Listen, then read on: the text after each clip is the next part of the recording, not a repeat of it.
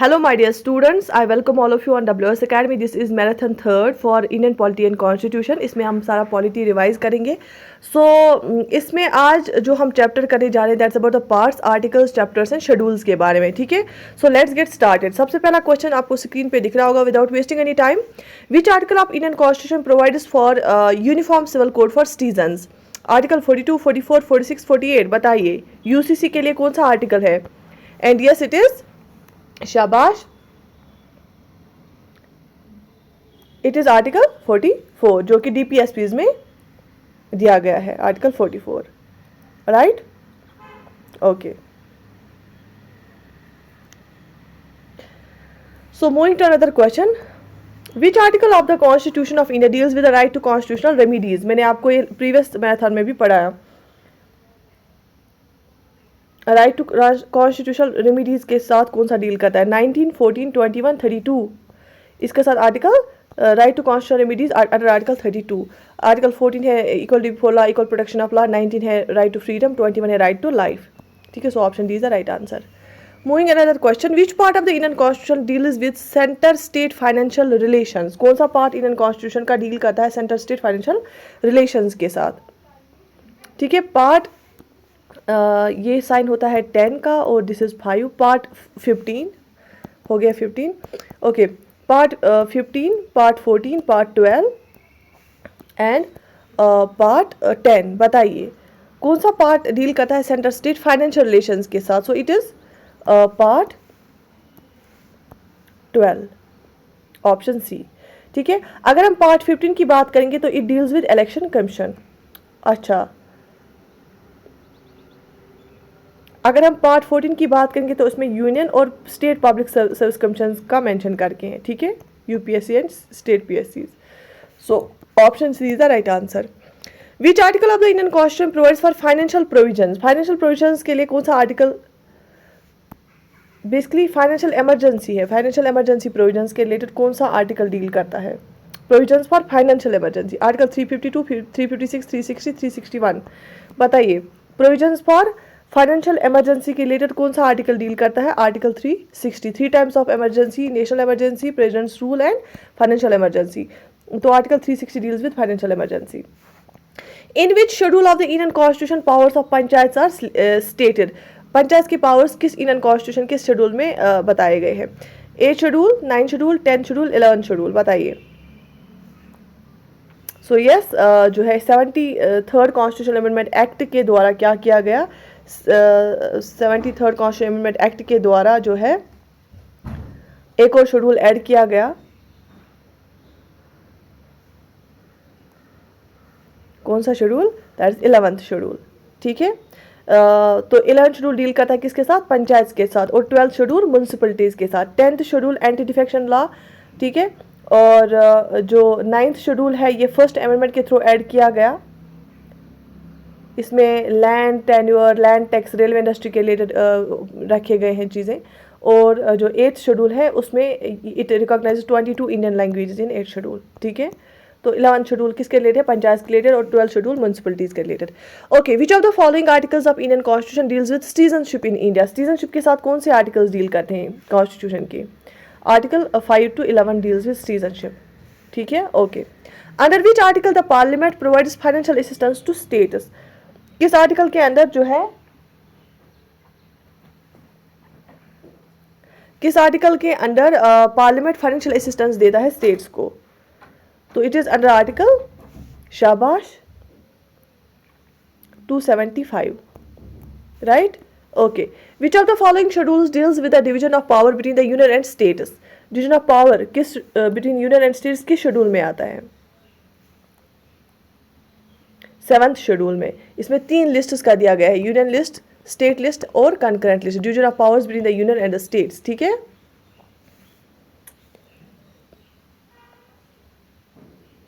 Fourth schedule is about allocation of seats in Rajya Sabha.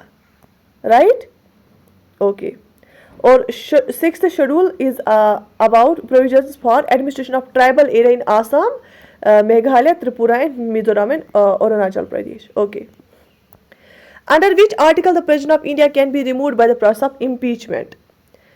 President किस article के अंदर हम रिमूव कर सकते हैं, और रिमूवल ऑफ प्रेसिडेंट को हम उस प्रोसेस को क्या बोलते हैं, उस प्रोसेस को हम इम्पीचमेंट बोलते हैं। किस आर्टिकल के अंदर उसको हम इम्पीच कर सकते हैं प्रेसिडेंट को, बहुत ही इंपॉर्टेंट क्वेश्चन है। And the right answer is article 61। Article 61 के अंदर इसको रिमूव कर सकते हैं। ठीक है, okay. Under which of the constitutional provisions the supreme Court of India extends advice to the president of India? किस कॉन्स्टिट्यूशनल प्रोविजन के under Supreme Court of India advice देता है प्रेसिडेंट ऑफ इंडिया को? And the right answer is under article 143। ठीक है, power of President to consult Supreme court.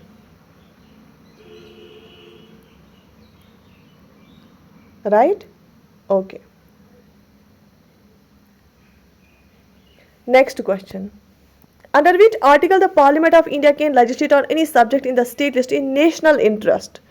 तो अगर national interest की बात आती है तो यूनियन पार्लियामेंट जो है लेजिस्लेट कर सकता है स्टेट्स लिस्ट में किसी भी सब्जेक्ट पे, तो अंडर आर्टिकल 249, अंडर आर्टिकल 249 ये दे के हैं। ठीक है, moving to another question. Under which article the parliament of India में constitute administrative tribunal? Administrative tribunal किस आर्टिकल के अंडर पार्लियामेंट बना सकते हैं, एस्टैब्लिश कर सकते हैं? Under article 323A। Under article 323A। ठीक है, ओके।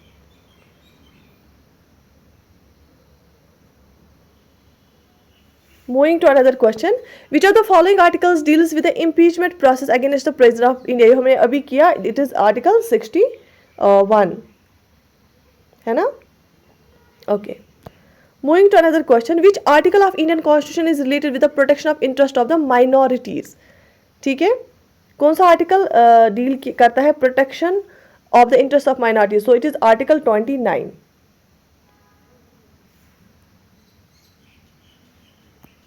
29 एंड 30 किसके रिलेटेड है? माइनॉरिटीज के रिलेटेड। एंड आर्टिकल 30 जो है वो it is about right of minorities to establish and administer educational institutions. ठीक है, which schedule of Indian Constitution is related to पंचायती राज? कौन सा शेड्यूल पंचायती राज के रिलेटेड है?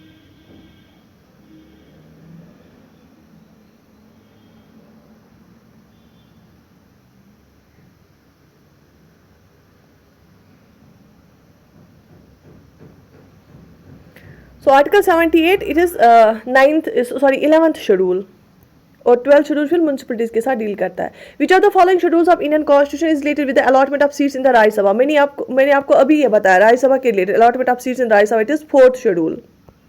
ठीक है, ओके।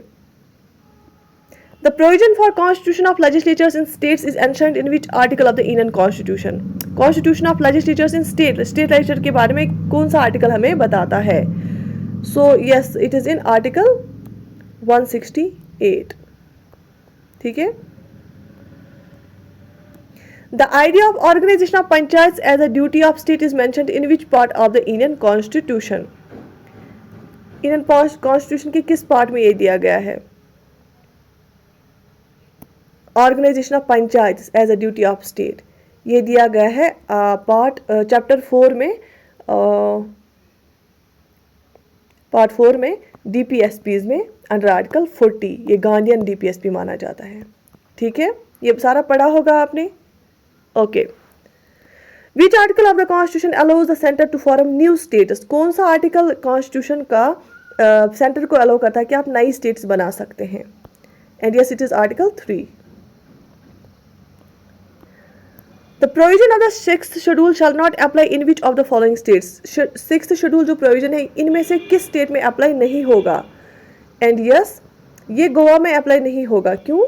क्योंकि ये 4 स्टेट्स के रिलेटेड है, एक तो आसाम, मेघालय, त्रिपुरा और मिजोरम और अरुणाचल प्रदेश। बाकी जो है गोवा के रिलेटेड नहीं है।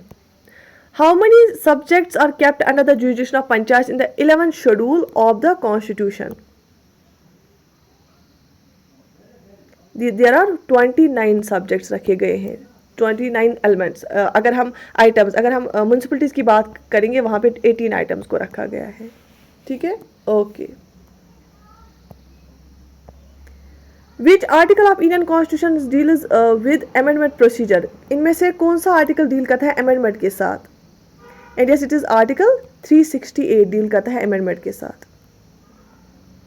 ठीक है। In which part of the Indian constitution legislative relation between the centre and state is given? Legislative relation centre और स्टेट के दरमियान किस जो है पार्ट में दी गई है इंडियन कॉन्स्टिट्यूशन के? It is part 11। ठीक है।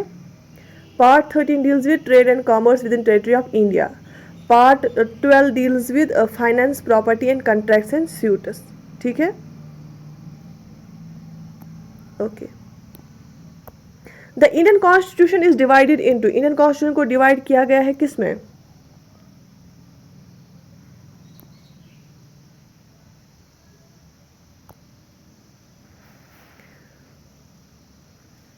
(22 chapters), right? Okay. Which article provides that any law passed in violation of the fundamental right is void to the extent of such violation? Obviously ये judicial review का article 13।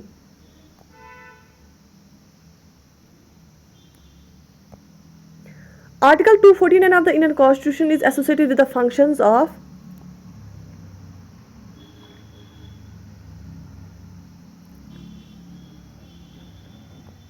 state list।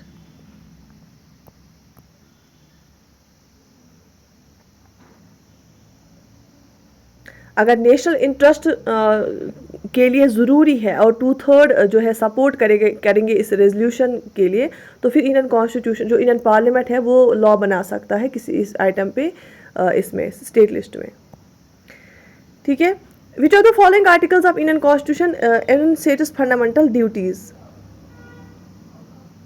तो article 51 and A, ये capital वाला ए है, इसमें fundamental duties देखिए। Article 32 है constitutional remedies के लिए, and article 14 right to equality.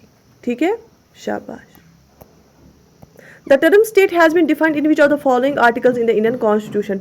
जो स्टेट को डिफाइन, टर्म स्टेट को डिफाइन किस आर्टिकल में किया गया है? And yes it has been defined the term state, state को डिफाइन आर्टिकल 1 हमें बताता है यूनियन एंड स्टेट। ठीक है। और ये तो 8, 10 आता है सिटीजनशिप के। आर्टिकल 12 को डिफाइन किया गया है, इसमें स्टेट को डिफाइन किया गया है कि स्टेट में क्या क्या आएगा। आप ये खुद भी चेक कर लें, लेकिन आर्टिकल 12 में ये फंडामेंटल राइट्स में, चैप्टर फंडामेंटल राइट्स में आर्टिकल आता है, तो उसमें डिफाइन किया गया कि स्टेट की डेफिनेशन में क्या क्या आएगा। ठीक है। Under which article of Indian constitution high court can issue Ritz with two protect fundamental rights? Fundamental rights को प्रोटेक्ट करने के लिए हाई कोर्ट को किसका आर्टिकल के अंडर इशू कर सकता है रिट्स को? So the right answer is article 226। ठीक है। आर्टिकल 32 के अंडर सुप्रीम कोर्ट इशू कर सकता है। So article 226 is the right answer. ठीक है। Next question. Which of the following articles of Indian Constitution empowers the governor to issue ordinances during recess of the state legislature? Ordinance making power जो governor का है वो किस article के अंदर आता है? So the right answer is article 213. Article 21 के अंदर, 213 के अंदर जो है गवर्नर इशू कर सकता है ऑर्डिनेंसेस। ठीक है। Okay, moving to another question. The original jurisdiction of Supreme Court is mentioned in which of the following articles of Indian constitution? Original jurisdiction of Supreme Court के साथ कौन सा आर्टिकल डील करता है? And yes it is article 131। ठीक है। Which article of Indian Constitution empowers Parliament to legislate on subject of the state list? इनमें से कौन सा आर्टिकल एम्पावर करता है पार्लियामेंट को कि आप स्टेट लिस्ट के सब्जेक्ट पे लेजिस्लेट कर सकते हैं? लेकिन इन नेशनल इंटरेस्ट अगर हम देखेंगे तो आर्टिकल 249 है ना, अगर नेशनल इंटरेस्ट की बात होती है तो आर्टिकल 226 हाई कोर्ट को रिट इशूइंग पावर देता है ना। Okay, Which of the following articles of Indian Constitution empowers the President to appoint Comptroller and Auditor General of India? CAG, guardian of public purse जिसको हम बोलते हैं, CAG के साथ कौन सा, तो अपॉइंट कैग के साथ कौन सा आर्टिकल डील करता है? आर्टिकल 148। तो आर्टिकल 148 तो आर्टिकल 151 डील करता है कैग वाले चैप्टर के साथ। So article 148 is the right answer. ठीक है, article 30 of the Indian constitution deals with, article 30 किस चीज के साथ डील करता है? मैंने आपको ये अभी बताया, article 30 deals with right of minorities to establish and manage education institutions. ठीक है, ये option C, right of minorities to establish and manage educational institutions. Okay, शाबाश। Which article of Indian Constitution declares Devanagari Hindi as an official language of India? So yes, Article 343 declare करता है Devanagari Hindi as an official language of India। ठीक है, okay. Money bill has been defined in, money bill को define हम किस में करते हैं, किस आर्टिकल के अंदर? 110 डिफिनेशन ऑफ मनी बिल्स। ठीक है, 111 डील करता है एसेंट टू बिल्स, एसेंट देना बिल्स को। 112 डील करता है एनुअल फाइनेंशियल स्टेटमेंट, जिसको हम बजट भी बोलते हैं। ठीक है, okay. Which article of the constitution laid down that state shall take steps to organise village panchayats? मैंने आपको ये अभी बताया, पार्ट 4 में आता है ये आर्टिकल 40। ठीक है, टू ऑर्गेनाइज विलेज पंचायत, और इसको प्रैक्टिकल शेप मिला फिर कब? 73rd कॉन्स्टिट्यूशन अमेंडमेंट एक्ट से। आर्टिकल 36 डिफाइन करता है डीपीएसपीज को, और 73 extent of executive power of union, and article 24 is prohibition of employment of children in factories, है ना? Okay. Under which article of Indian constitution president of India empowers enjoys powers to withhold assent to any bill? ठीक है, तो इसमें मैंने आपको बोला 111 assent on any bill present देता है। ठीक है, 108 डील करता है joint sitting of both the houses. ठीक है, 109 special procedure in respect of money bill. ठीक है, okay. Under which article of Indian constitution the education of disputes related to water for interstate river valleys is done? ठीक है, education of disputes, article 260, article 261, article 262। तो इसमें article 262 deal करता है, Indian constitution का article 262 deal with the education of disputes relating to water of interstate rivers और river valleys. ठीक है, which part of constitution envisages the 3 tier system of panchayat? कौन सा पार्ट डील करता है 3 टायर सिस्टम के साथ?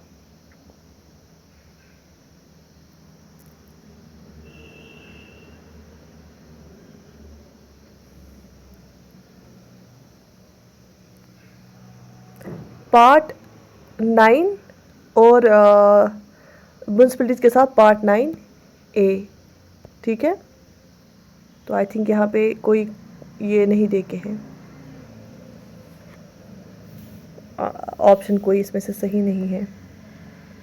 शेड्यूल 11 और 12 शेड्यूल, पार्ट 9 और part 9A। Which one of the following articles of Indian constitution provides for all India services? All India services के साथ कौन सा आर्टिकल डील करता है?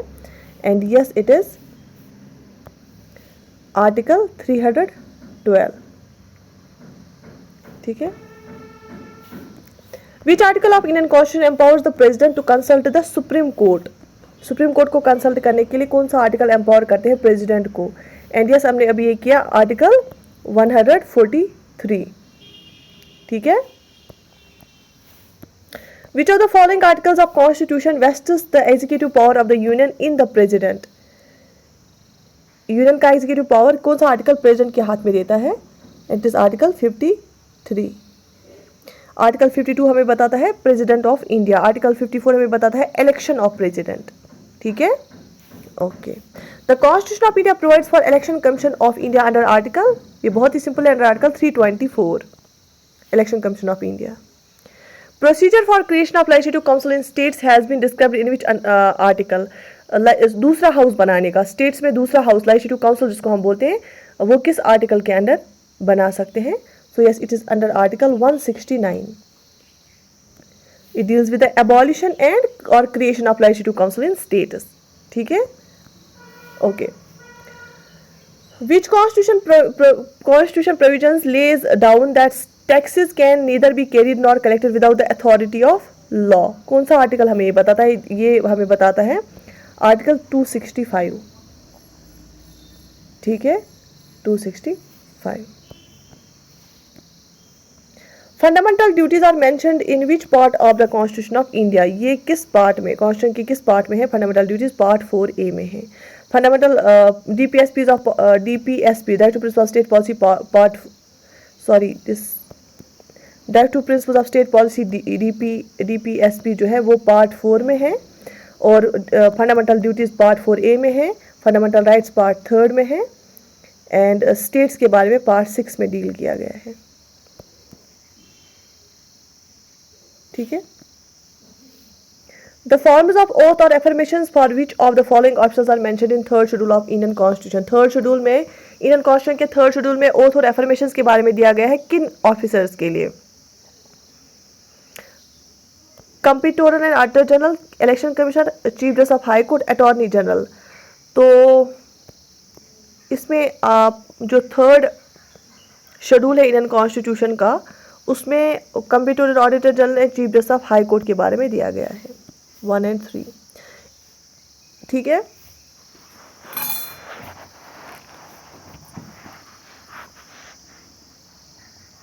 If a new state of Indian Union is to be created, which of the following schedules of constitution must be amended? अगर हमें नई state create करनी होगी तो हमें कौन सा शेड्यूल अमेंड करना पड़ेगा? तो ऑब्वियसली फर्स्ट शेड्यूल डील करता है इसके साथ, article 1 to 4। Which of the following statements correctly describes the fourth schedule of the Constitution of India? It lists the distribution of power between the union and the states. It contains language listed in the constitution. It contains the provisions regarding the administration of tribal areas. It allocates seats in the council of states. So this option D is the right answer. Fourth schedule deal करता है allocation of seats in the Rajya Sabha. Right? Okay. The ninth schedule to the Indian Constitution was added by. जो ninth schedule है ये किस amendment के through add किया गया? तो ये ऐड किया गया, याद रख लेना, बहुत ही इंपॉर्टेंट है, फर्स्ट अमेंडमेंट के थ्रू 1951 में। इसने 2 आर्टिकल्स इंसर्ट किए, 31A और 31B। ठीक है। ओके। यहाँ पे आर्टिकल्स को दिया गया है और क्या करना है, इनको ये बताना है कि कंटेंट क्या है इन आर्टिकल्स का। ठीक है। देख लीजिए, लिस्ट 1 में है आर्टिकल 54, 75, 155, 164। ठीक है। आर्टिकल 54 मैंने आपको बोला क्या है, आर्टिकल 54 है election of the president of India. ठीक है। आर्टिकल 155 क्या है? आर्टिकल 155 बताता है appointment of PM and council of ministers.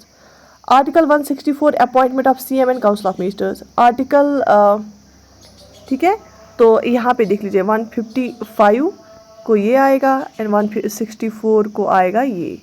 ठीक है। और इसको आएगा 54 को election of the president of India. ठीक है। तो A को आ गया 1, C को आ गया 2,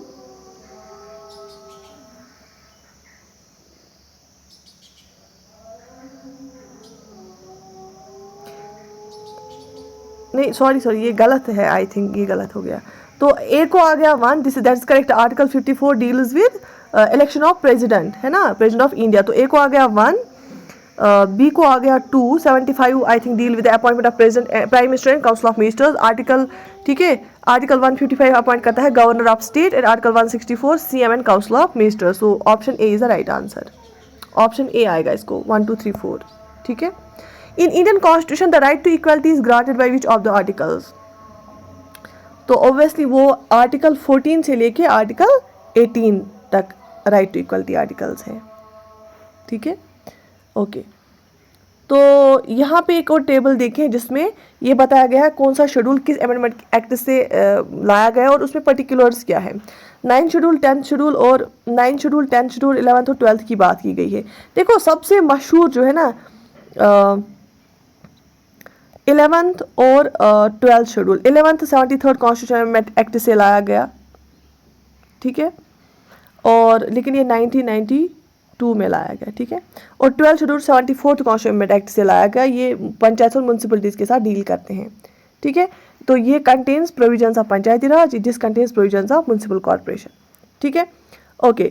10th शेड्यूल को 52nd कॉन्स्टिट्यूशन अमेंडमेंट एक्ट से लाया गया 1985 और it contains the provisions disqualification on the grounds of defection. 2 को आएगा यही सीधे। 9th शेड्यूल है, इसको फर्स्ट अमेंडमेंट एक्ट 1951 से लाया गया।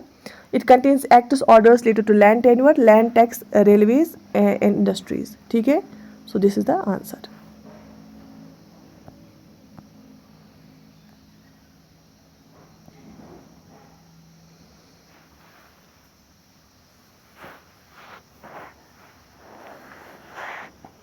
ठीक है,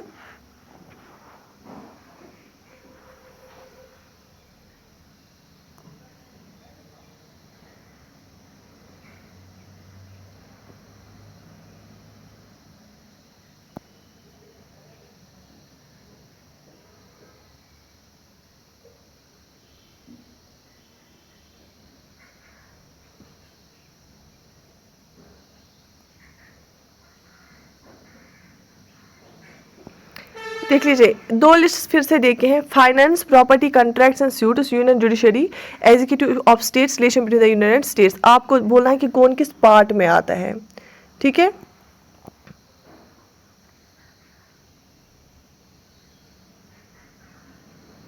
फाइनेंस, प्रॉपर्टी और कॉन्ट्रैक्ट्स एंड सूट्स की बात करेंगे तो ये मेंशन करके है पार्ट 12 में, तो एक को आएगा ये 2, ये पार्ट 12 में मेंशन करके है। ठीक है, यूनियन टेरिटरी, यूनियन एग्जीक्यूटिव की अगर हम बात करेंगे वो पार्ट 5 में आते हैं। ठीक है, वो पार्ट 5 में आते हैं। ठीक है, बी को आएगा 1। अगर हम एग्जीक्यूटिव ऑफ स्टेट्स की बात करेंगे वो किस में आएगा? एग्जीक्यूटिव ऑफ स्टेट्स आएंगे पार्ट 6 में, है ना। सी को आएगा 4 और relation between the union and the states आएगा पार्ट 11 में।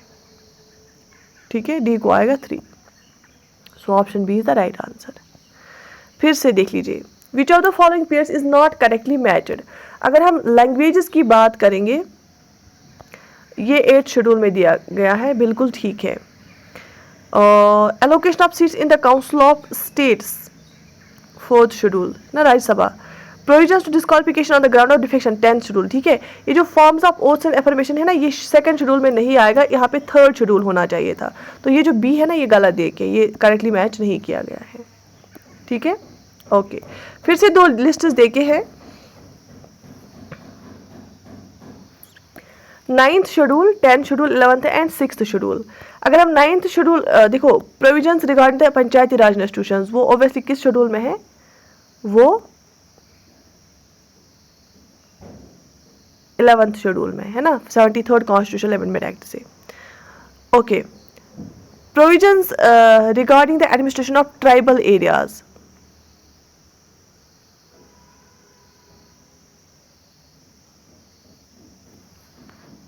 ठीक है, वो किस शेड्यूल में दिया गया है?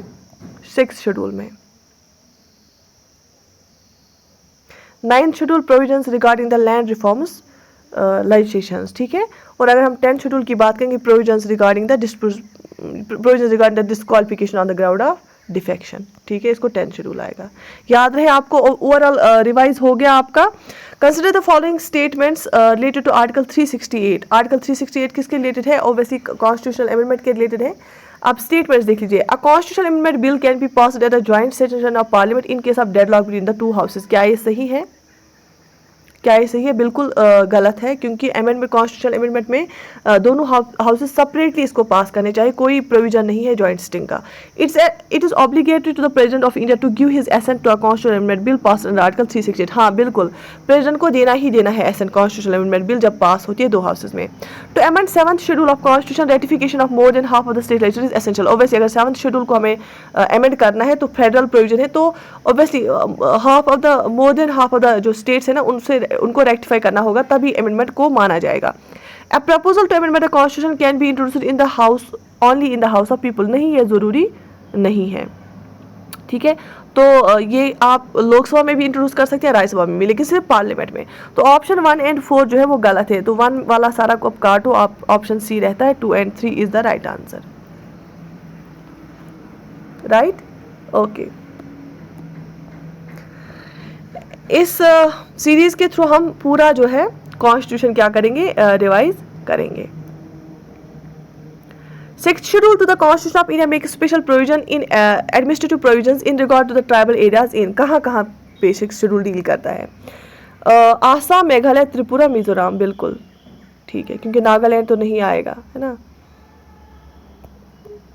ये option A is the right answer, ठीक है, ओके। देखो प्रोविजंस और आर्टिकल्स देखे हैं।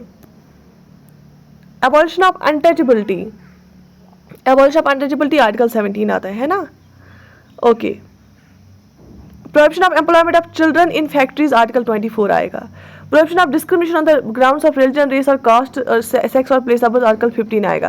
Protection against arrest and detention in certain case article 22 आएगा, है ना, okay.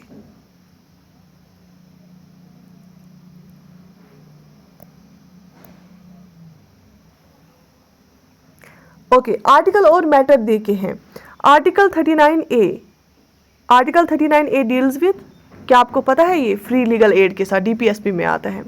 Article 43 deals with living wage for workers. Article 44 uniform civil code. Article 50 separation of judiciary. ये DPSP के आर्टिकल्स देखे हैं, ठीक है, बात समझ में आ गई।